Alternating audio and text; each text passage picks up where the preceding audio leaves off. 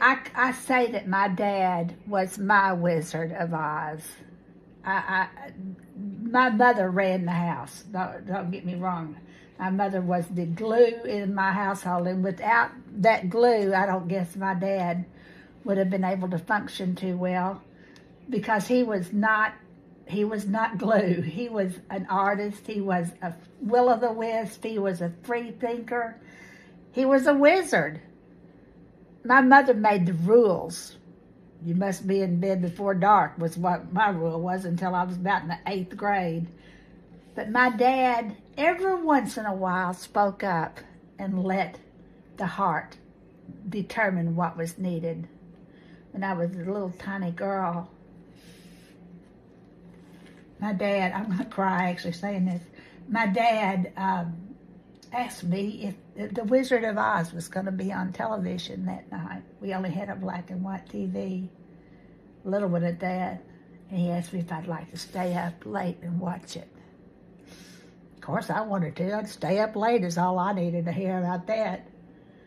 But I couldn't have been more than 4 years old, and I was absolutely enchanted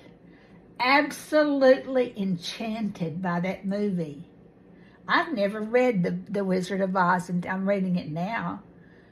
So my understanding of the Wizard of Oz is that 1939 movie with Judy Garland in it and Somewhere Over the Rainbow, and Professor Marvel, who rides in a gypsy wagon and sells snake oil out of the back of the wagon. That man is my dad.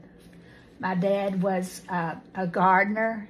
As all my life, we went out to the woods and gathered whatever was growing, and my dad would come home and try to make, well, we weren't starving.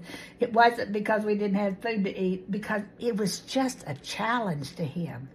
So he would gather elderberries and come home and coat them in batter and fry the elderberries and make fritters, elderberry fritters out of them.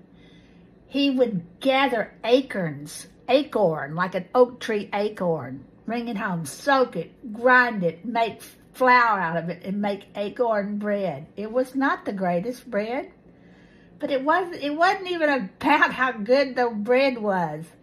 It was about all of us going out to the woods at least once a week and looking for whatever was there. We might find something to eat, but what we found was magic.